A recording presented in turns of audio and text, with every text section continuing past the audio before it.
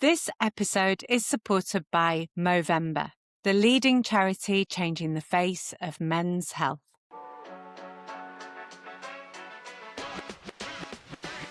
Welcome back to Be a Boy podcast with me, Elliot Ray. And me, Jolie Brayley. So if you haven't seen Inside the Manosphere, you must have been living under a rock. Or you're just a really, really busy working parent. But just like adolescence, it's thrown the issue of the manosphere back into the national news. The documentary was fascinating viewing, and it did a great job of raising awareness of how these influencers function, but many pointing out that they wanted more, to dig deeper into why boys are interested in this content in the first place, the impact of the manosphere on boys and girls, and as worried parents, what can we do about it? So welcome back to our first To Be a Boy returnee, Ineke Houtenbos, Senior Safeguarding Trainer at the NSPCC, who's going to help us to understand this all. Ineke, welcome back. Hey, thank you so much for having me. I'll do my best setting me up here. You were great last time, so I have full confidence in you. Thank you so much for having me. It's great being here again and seeing you folks. It's great to have you.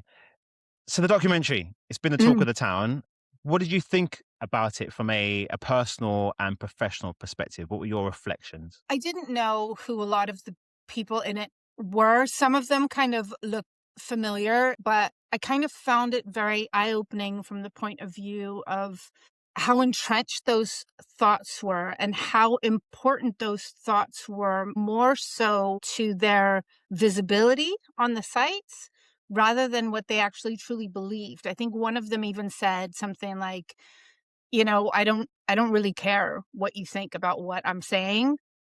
I'm just doing it for views.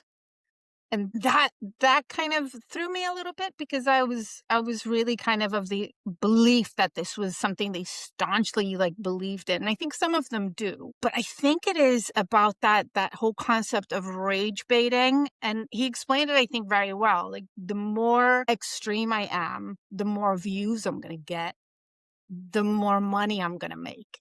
And that kind of set the scene for me then a little bit in terms of some of the reasoning behind why you would say something like that. Do you know what I mean? Yeah, I think for me, I knew that they were grifters, but I think it really highlighted how calculated they are. Yeah, Especially the HS Tiki-Toki. He knows exactly what he's doing.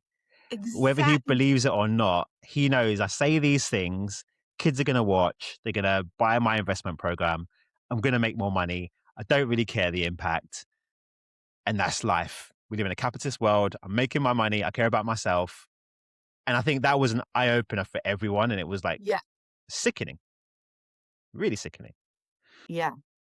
So in terms of the conversation about the manosphere, what should parents really understand about it? If they haven't seen the documentary, it's great. You should watch it if you haven't.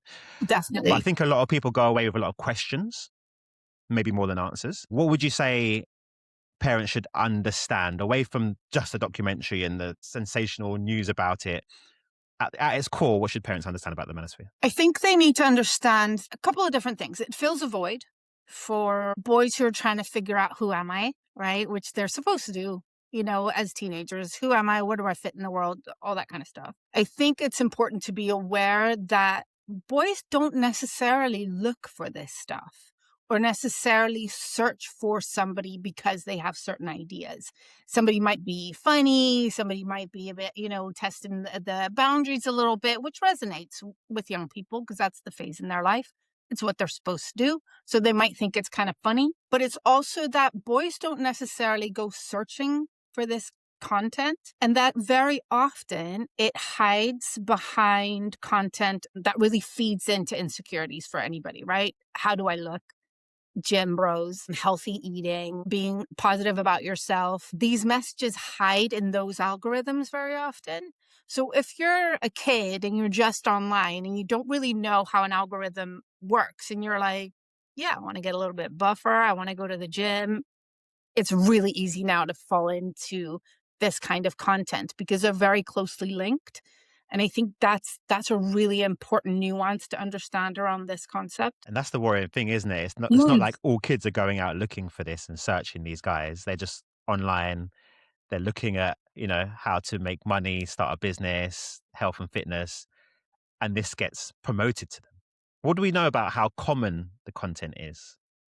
We've been working with Vodafone since 2023. So they did an analysis of 1,000 parents of 11 to 14-year-olds and 4,000 teachers, right? So what they found was that 59% of boys who were online didn't look for this content at all. They were just doing innocent searches about stuff that they might be interested in, like football or health. And the algorithm pushed that on them. And 52% say that they have engaged with that content with ties from the Manosphere. And 69% of boys have been exposed to online content that promotes misogyny. So there's different levels of it that they're kind of seeing. So they might hear a concept, find that interesting, land on the algorithm, and then start getting fed more and more extreme points of view, which I think often, I mean, you're talking 11 to 14, there's a lot you're learning about the world. There's a lot you're learning about what it takes to be who I am. So all of these influences are really, really powerful. And it's making a big difference. 1 in 5 parents said that they actually noticed a change in language from their boys in terms of how they talked about women and girls. 70% of teachers saw the rise of sexist language in the classroom. So it feels insidious, feels very kind of low threshold in terms of how to search for this. Like, we're not sitting on the dark web, it's there. It's there. And that's Yeah. scary, I think.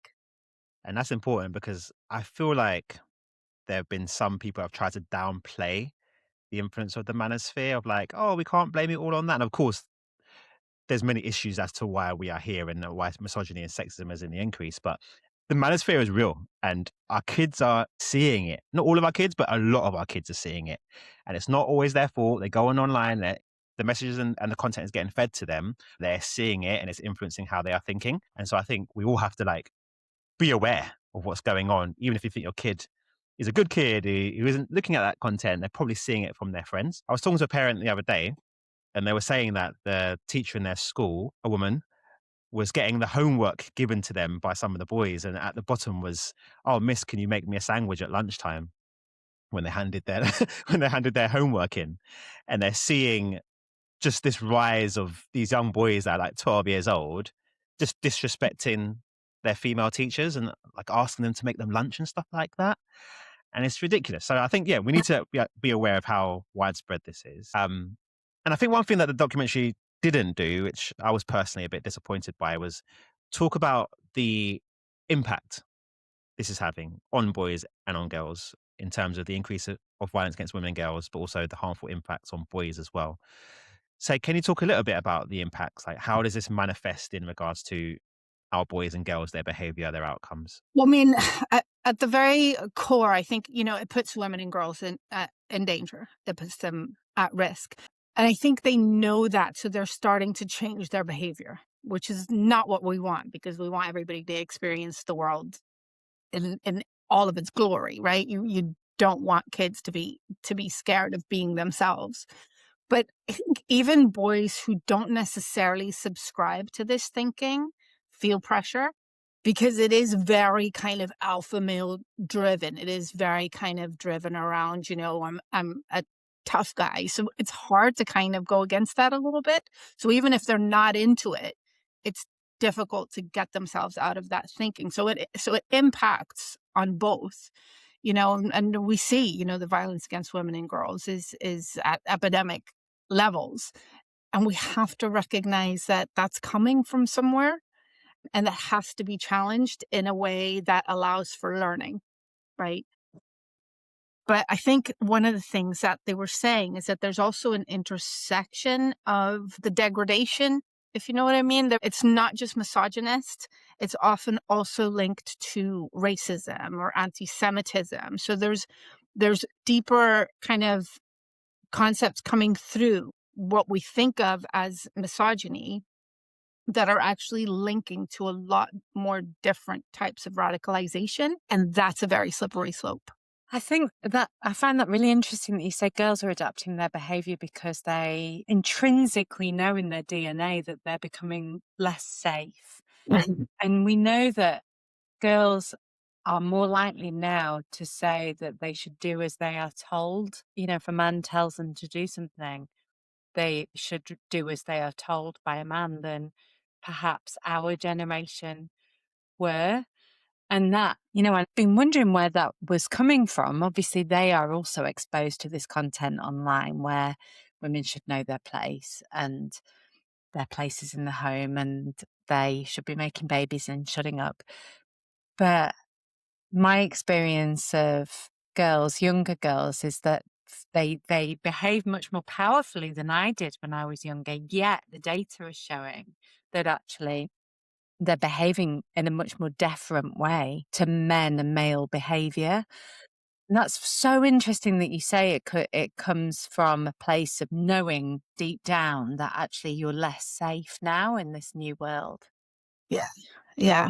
And I think the paradox in it is that alongside the Manosphere, we also have the rise of kind of the trad wife Yeah. influencers, really traditional, female roles. And the funny thing about it is that's kind of what feminism was all about, but they position themselves as anti-feminist, whereas the feminist movement is like, no, we should be able to do what we want. If we want to stay at home, we should be able to do that. If we want to go out and work, we should be able to do that. If we want to do a combination, we should. But they're both positioned very kind of anti-feminism. And then, we've got terminology like toxic masculinity as well. And I think it's a funny one because we kind of skipped over the conversation about masculinity, and you're doing all that work, Elliot, in your lane in terms of what does masculinity mean? And that's a positive thing and it's a good thing. Whereas boys are only hearing masculinity linked to toxicity. So they think that the message is that masculinity is toxic. And these manosphere kind of influencers hop onto that idea, whereas actually, like everything, it's the nuance. Masculinity is not toxic in and of itself. It's a beautiful thing and should be celebrated and nurtured. But when it's toxic, it becomes dangerous. And I think that nuance gets lost in the manosphere and the trad wife kind of spheres. Because we are also seeing a rise in people online being really negative about men and boys as well, right? I mean, I see that a lot. I see lots of people posting saying things like, male loneliness epidemic, you're not lonely enough, or, Yeah, like yeah, really malicious things about men and boys. And of course, boys, like I get it from it. If you've yeah, been at the hand of masculinity that is toxic, if you've experienced abuse, harassment, the patriarchy in its full mm, extent, then I get why you're angry. But at the same time, for boys that are not responsible for that behavior, when all they're seeing are women and girls saying horrible things about their sex, inevitably they're going to want to go somewhere where they feel safe and protected and like somebody's standing up for them. And often it's the manosphere. yeah. And it kind of goes back, I think, to obviously, I'm not an expert in algorithms, but it's just my reflection is that it's almost the same kind of mechanism at play in terms of the more extreme I am, the more likes I'm going to get. So rather than it being a nuanced conversation about, the roles of men and women have changed, in a relatively short period of time. And how do we figure that out together? How do we figure out, who we are in relationship to each other and how do we work so that we can get the most out of each other? Nobody's going to click on that link. Like nobody's cares, right? They want to hear somebody be super extreme because that raises a conversation that's like rage baiting almost, that people are doing. And the disconcerting thing is that young people maybe who spend a lot of time online think that that's real and think that that's a real conversation, whereas actually, no, we're fishing for likes here. Yeah, and I think that the kind of Mm. positive content's never going to compete because No. it doesn't get the clicks, right? It's not sensational. It's not No, negative. It doesn't make headlines. It no. can't compete. So I think it needs to be embedded in how we do things in Mhm. regards to the schooling system and family and a more of a day-to-day real life setting. I think it's also important, like we've spoken about the violence against women and girls and the impact on girls, but also to point out this is bad for boys as well. They're being sold a dream here. This is not reality. It's not going to work out very well for you. This is not success. All the things they're saying it's a lie, basically. And Movember have pointed out from their research that a lot of the boys that engage with this content, they actually have worse mental health outcomes over time, higher psychological distress, higher steroid use, higher gambling type behaviors. Like it has a negative impact on these boys. Like they are the victims, in this as well. So it doesn't work for any of our young people. So let's talk a little bit about what you think are the signs of a child who is like vulnerable. I think every child is probably vulnerable, but are Yeah. there particular young boys that you see through NSPCC that come to you with particular traits that you say, okay, that may be a particularly vulnerable person that maybe a parent needs to stay even closer to? I think that, yeah, and we do believe that. We believe that children are vulnerable just because they're children and they kind of haven't had the experiences in life that a lot of us as adults have had, and that's why we have a responsibility to keep them safe and create safe environments for them. But unfortunately, we know that that doesn't always happen. There are children who are experiencing abuse. There's children who are experiencing loneliness. There's kids who are out there, as a very natural part of being a teenager, is trying to figure out who I am. What do I like to wear? What music do I like to listen to? All of those things are actually very natural parts of growing up. But if you have a child who's experienced kind of adverse childhood experiences like abuse or neglect or anything like that, that sense of loneliness and ability to grab an identity becomes even more difficult.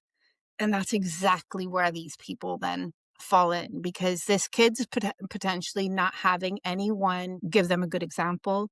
There's nobody in their life who kind of cares what they're doing. There's nobody who's talking to them about, what's going on for you? How are you feeling? How are you experiencing the world? Obviously, we wouldn't talk to kids like that, but generally speaking, that level of interest. There's a lot of young people walking around who don't really have that.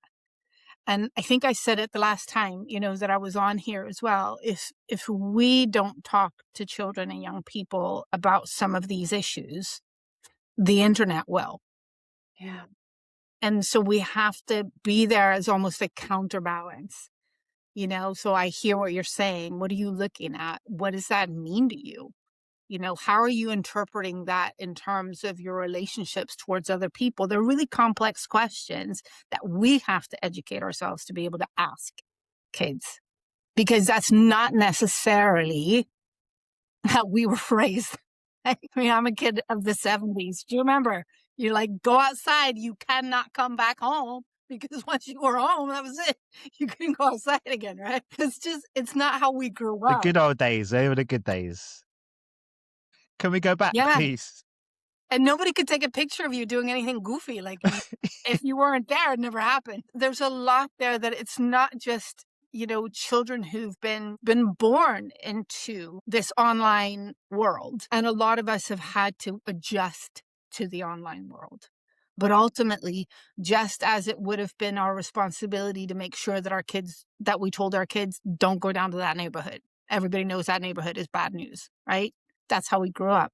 Yet we're not doing that with kids, because we think you're safe because you're upstairs in your room, but you're not. You're hanging around in a neighborhood you should not be in. Yeah. I struggle with this. I've got a 3-year-old and a 10-year-old. And I found with my 10-year-old over the last year, I've had to just be super honest about the world. And part of it pains me because I want her to be innocent. I want her to just be a kid and just run around the field with daffodils, and live this idyllic Frolic. life. I want you to frolic. Yeah. Just like, enjoy yourself, just be innocent. But I know that's not good enough. That's not good enough, because she needs to learn how to treat other people first and foremost, how to protect herself.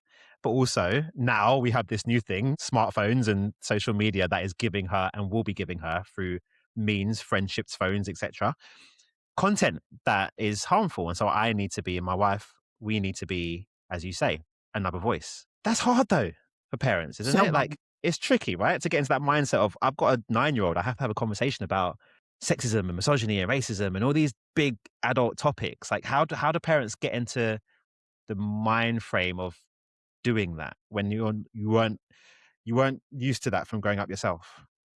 I think a lot of it is challenging ideas, right? I'll give you an example. So my daughter, I think she was like 4, and she came out of school and she was like, "Mommy, this boy was mean to me." And I was like, "Which boy? Where's his parents? Let's have a conversation."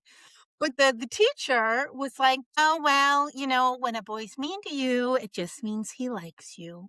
And I just thought, we're still doing this? I'm sorry? What I mean? Can we not do this? So it's things like that, in a very kind of age appropriate way, without using those big words that might be scary. It's like you can go down to your 4-year-old and go, "No, baby, if somebody hurts you, that is bad. That is always bad. And people who hurt you don't love you." All right. So that's kind of the basis, because we want that to be the foundation, so that if they're ever in a situation where somebody hurts them, they know this is bad. This is not supposed to be happening. Talk about it. Talk to somebody about it. And that kind of leads me to that next thing. I worked as a Childline supervisor for many years.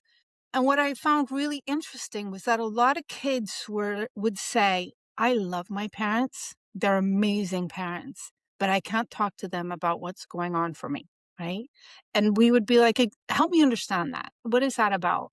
And they'd say, "Because they don't have any problems." And I was like, "For sure your parents have problems." No. But again, it's that old-fashioned thinking, right? Of, we don't talk about issues in front of our kids. And again, I would challenge that gently. I would and obviously age appropriate. Talk to your kids. Like, something happened to me in work and somebody said something to me that I didn't really like. What do you think? You could be doing something and engage them and think, "Well, what are your thoughts about that? What do you think I should do?" Because it creates a framework for a dialogue that we have in this house. If there's something that I'm not too sure of, it's normal for us to go, "Wait do you hear this that happened to me today?" That's what we're trying to create. That's great advice, because my eldest loves it when I go to her with a problem. Yeah. She's like, "My daddy's asking for my opinion." Like, Yeah. she feels so empowered, and I get what you're saying. Then it will help her to do the same with me as Yeah. well. Great advice. So if a parent suspects their child is watching the Manosphere, they're looking at these guys, consuming the content, what should they do about it? What's the conversation they should be having? I think it starts before even having the conversation. I think it starts with educating yourself, because what I found whenever I watched the documentary was that there was a lot of language being used and I had no idea what it meant. I had no idea what it meant, right? So I had to kind of start looking up some of this terminology. And as I was doing it, I was kind of like, is this the flag? Is this what we're looking for as parents? Because I don't know about you, but you ever have that when you're having a conversation with your kid and they're like using language, you're like, Yeah. I can't even remember what he said, but I was like, "What? What? What are you talking about?" It was a word that he used for a lie. I can't even remember the word. I was like, "What does that mean?" He was like, "Her mum means to yes. lie, and it's always meant a lie." It's like, I think it has, but okay, go to school. All right. Yeah. I'll take your word for it. So I came up with a couple, right? So I'm gonna see if you guys know, because I had no idea. Right? Is this a game? Is this a game? This is the game, Yes, right? we're Okay. gonna play So games. set up the game. What are we doing here? So you're going to ask us a So few I've questions. kind of looked up some words, both that were used in the documentary, because I had no idea what they were. And I think this was one of the ones that was used a lot, that I literally had to look up on my phone. So I'm gonna see if you guys know, right? So what does mog mean? That was the word he used this Yeah. morning. That was it. That is Dude, crazy. but it means a lie. He told me it means you lying. It means to outshine someone physically. So if you're mogging someone, it means that like you're looking better than them. So you're making them look ugly because you look so good. Wow. I had no idea what that meant. The other one that I found was looks maxing. You Yeah. mentioned that in Yeah, I've the, heard of that. That's something about, like, from my understanding, it's like making the most out of your looks, right? Like it's just yeah, because what when they do the like hit their jawline to make it yeah, tighter, that's Mewing. like looks maxing, isn't it? Mewing. That's mewing, isn't mhm, it? When you do that. yeah, And that is that about having a chiseled jaw, mewing? yes, And then look Mewing. yeah. maxing is Yeah, like so looks maxing is all about like making the most of your attributes by either going to the gym, going to, eating healthy, even Okay. sleep maxing, who knew? But again, it shows how easy it is to kind of go into Yeah.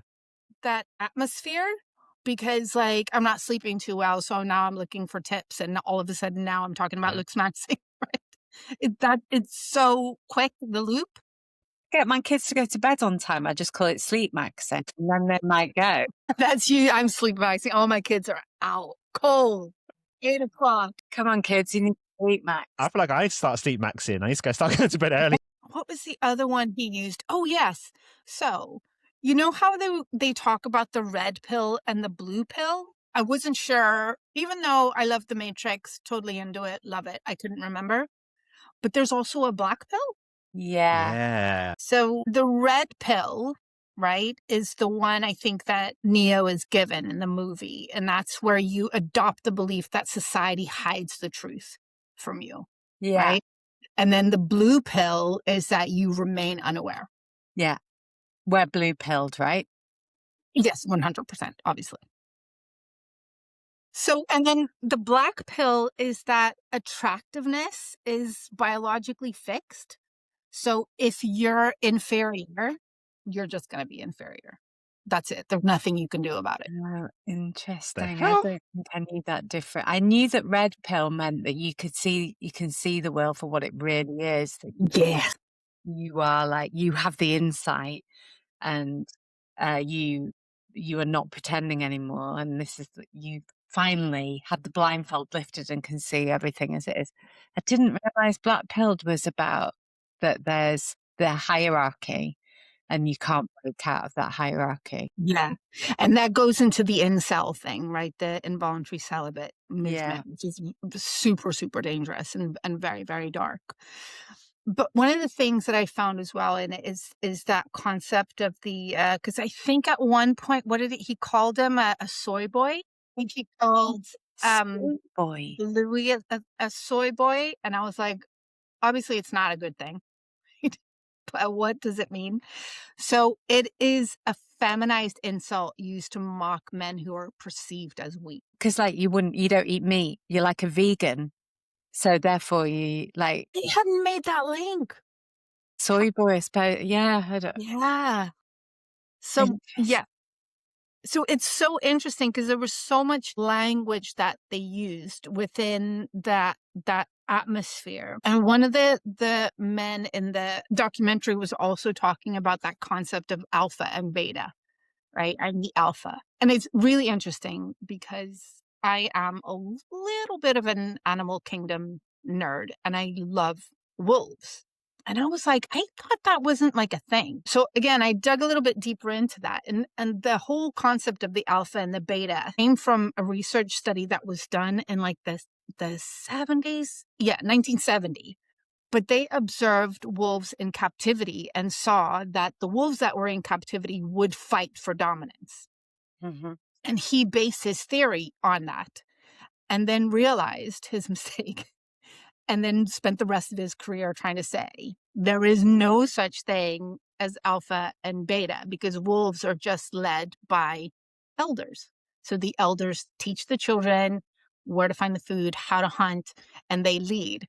And really interestingly as well, that the strongest members of the pack are usually at the back because they're kind of, making sure that they're safe, that the whole pack is safe. And that's where you lead from, which kind of, again, goes against this whole mythology around the alpha and beta concept, which has been disproven literally since the 70s, but we're still holding on to it. So it's all those kind of thought patterns that unfortunately we as parents now have to start breaking down and saying that's not actually right. Mm. Someone needs to talk to HP Tiki Toki or whatever his name is. What's his name? HP Tiki. No, we'll keep it as that. Let's keep it as HP. I like that. That's we're not even going to say your name correctly. That's how much we don't even like you. So yeah, it does talk to the whole. This is a lie. This is just fabricated nonsense, and it's not reality. Okay, so let's a parent. They've got a 12-year-old boy. Watching this content, they're really worried. They are trying to have conversations about positive masculinity, and they're trying to bring in role models into the family, and they're trying to counteract all the negativity they're seeing online. But it's maybe not working, actually. Their kid's still saying sexist things around the dinner table. Their kid is still watching this stuff when he goes to his friend's house. Like, they're still worried. What should a parent do at that point? This is one of the hardest things I think that we learn as parents, is that you have to enforce rules consistently all the time, every time. And that's really hard because half the time we're exhausted and we've got 500 other things on the go. But it's about, how do we talk to each other? How do we engage with each other? How do we relate to one another? And sometimes that is about using your authority as a parent to start to restrict certain things because they need that. And I know that kind of feels a little bit uncomfortable because we don't want to be those kind of parents that, you're here to be seen and not heard type thing. We don't want to go to that authoritarian, but they do need guidance. They do need that. So maybe it is about, those friends are not a good influence on you, so we're going to try and get you into something else. That phone, you're not using it according to the rules of the home. You're visiting sites that you're not allowed to visit, so your phone gets taken off you. The difficulty is that, of course, the child is going to freak out and hate you and potentially even say that to your face. But it is about recognizing that, of course, they are testing boundaries. And we forget that, I think, sometimes. We think about the terrible twos and we take it for granted that the terrible twos are just going to happen. But when teenagers get into, after that puberty thing, their brain chemistry is changing. They're out there to test boundaries all the time. So I would say, how protective and patient you tried to be with them when they were 2 and they're terrible twos? That's exactly the input that they need when they're a bit older. And we forget that sometimes because we think, you're big now. You're going to big school. And it's like, no, you're not. No, you're not. Emotionally, psychologically, physically, your brain chemistry, you're not. You need that guidance from someone to say, that's not okay. And we can have that conversation about it. But if that's not going anywhere, then we're going to have some sanctions around that. And I know that that's super, super uncomfortable. But it's better in the long run for a child to know, you are my safe landing space, because if you need to make a decision for my best interests, you're going to do it. Yeah, I love this part of the conversation because I feel like we have spoken so much about gentle parenting, as a society in England over the last years in the UK. And when I think back about my parenting, how I was parented, it was so different. A little bit of gentle parenting was in there sometimes, but there was more like, just do what I say and that's it. And who's the boss? And when I think about my teenage years between maybe 14 and 18, I wouldn't be where I was without that. I needed that. And if my parents were gentle and let me do whatever I wanted to do, I would have got in trouble. And of course, at the time, I probably would have wanted them to just let me do what I wanted to do, because I thought at the time I was, the boss and I knew what I was doing, but I didn't. I was a kid. I didn't know what was best for me. And I think sometimes we're scared to just be parents and scared for our kids not to like us and to put our foot down and have authority. I think we're actually discouraged from doing that, Yeah, and people judge you, don't they? Yeah. I remember the best advice that I ever got when I was rearing my children when they were little was that other people will judge you for how you parent, but they don't have to live with the consequences of you not parenting your child in that moment. Right. So I had, she's going to love me for this. I had a little 2-year-old who literally demanded ice cream for breakfast. And when obviously the answer was no, we would have massive screaming meltdowns. And I needed to not engage with that. So I'm standing there looking like a crazy person, letting my child cry. But she needed to learn that that's not going to work. You're not going to get my attention this way. Yeah. And I And to be had to clear, do it there and then. yeah, and we're not talking about beating your kids and stuff like that, right? We're just talking Nah, about absolutely not. putting No. in boundaries around, Yes. like, you can't take your phone to bed, for example, No. or you're not going to get TikTok at 12 years old. Like, things like that. But all my These are the sort of friends things we should be have comfortable it. I doing. hate you. And we're slamming doors. And it's like, okay, all right. I'm the worst. I'll take it. I'll take it. I'll take it. I'm the worst in the world. Okay. And Yeah. so let's build on that then. So what else? What else should parents be doing? Once they've done that, okay, now we are restricting and authority, the conversations continue. Is there anything else that you can give parents that are listening? I guess, lead by example.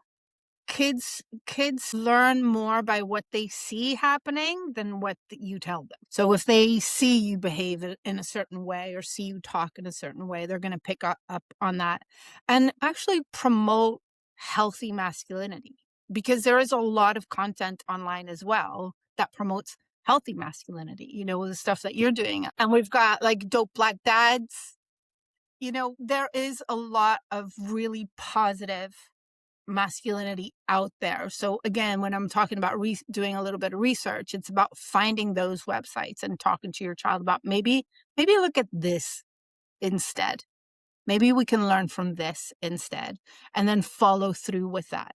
Are there activities that these people are doing that you might want to get into, whether it be footballers, whether it be, whatever sport they might be interested in, or authors or artists, whatever they're kind of interested in. Be your child's algorithm, I guess.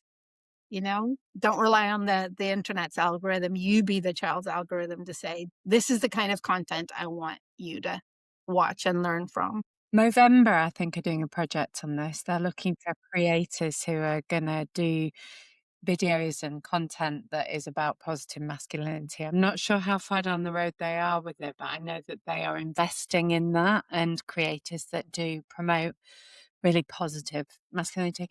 And Jordan Stevenson is always somebody that I try and encourage my kids to watch, because I think he has this knack of, like, he's accessible to kids. He uses accessible language. He's quite cool and interesting, and yet everything he says is so insightful and thoughtful and positive about masculinity and anti-sexist. So yeah, he's always somebody I kind of point to as, he's a good guy.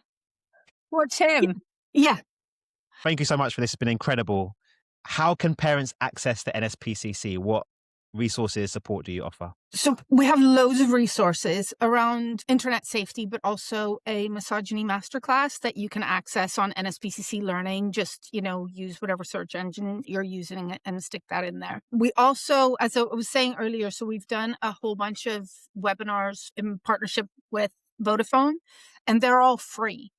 They are geared mostly towards education professionals, but you can get a lot out of them in terms of how to work with young people, but also understanding some of the sense around digital footprints, gaming, online gambling, all those kind of topics are there. And kind of the end bits of the webinars go more into what you can do as a school. But as a parent, it could be really, really useful for you to watch as well. Amazing. And we'll put all the links in the show notes, so check them out there.